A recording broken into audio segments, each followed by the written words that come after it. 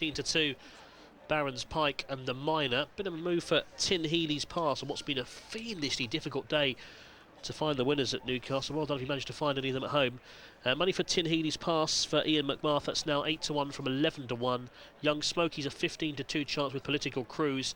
10 Nomadic Blaze, it's 12-1 and bigger the others. Barron's Pike, as they head towards this plain fence in the back straight, they show by just over a length from Scott Mail Lad, and the Miner is well there in 4th place, a 2-length break to the next, which is Tin Healy's Pass, and then Young Smokey racing towards the inside rail as they turn left-handed onto the far side of the course.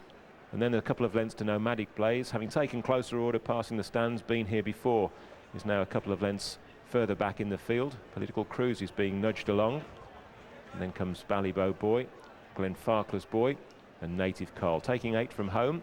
And the Miner is a faller on the outside. The Miner takes a crashing fall as they go towards the next 7 from home. This is an open ditch, and Little to Choose Barton's Son and Barron's Pike from Scott Mail Lad, Young Smokey, Tin Healy's Pass, and then Nomadic Blaze. And at the rear there was a bad mistake from Ballybow Boy. The rider kept the partnership together, but they're losing touch.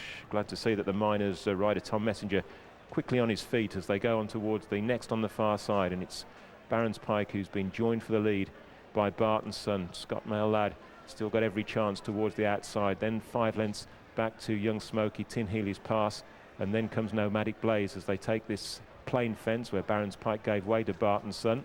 Mistake at the back of the field from Native Coal as they go then towards the final fence over in the back straight, and it'll be Barton's Son with the lead from Scott Mail Lad as they cross this fence. They landed almost together. They've quickly gone on some 8 lengths clear of a weakening Barron's Pike. Nomadic Blaze has made ground now to be on the heels of that one in 4th place as the leaders make their swing out of the back straight.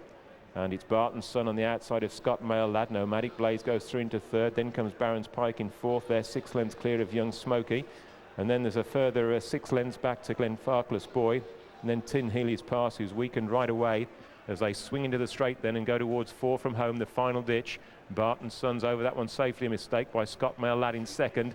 And the one that unseated the rider was Barron's Pike, who was weakening out of contention at the time, racing towards 3 from the finish. Barton's Son, Nomadic Blaze is putting in a run now to challenge for 2nd with Scott Mail Lad, and then comes Young Smokey, but Barton's Son has jumped that one safely. Nomadic Blaze though is running on well into 2nd place, and then comes Scott Mail Lad. Young Smokey's also staying on for pressure, and then comes Glenfarclas Boy. The leaders heading towards 2 from home. Barton's Son with the lead from Nomadic Blaze in 2nd place, about 3 lengths down, then a further 3 lengths to the running on Young Smokey, who's gone 3rd ahead of Scott Mail Lad, and then comes Glenfarclas Boy, who's making a bit of late progress heading towards the final fence. Barton's Son still with a clear advantage. Young Smokey coming through now into 2nd place, and then back in 3rd is Nomadic Blaze, and then comes Scott Mail Lad and Glenfarclas Boy. They head towards the line. It's Barton's Son with Young Smokey still eating into the leader's advantage as they race towards the finish, and Young Smokey conjuring up a great finish here, and he's going to get up close home. Young Smokey got up to beat Barton's Son. Scott Mail Lad stayed on for 3rd ahead of the weakening Nomadic Blaze, and then Glenfarclas Boy.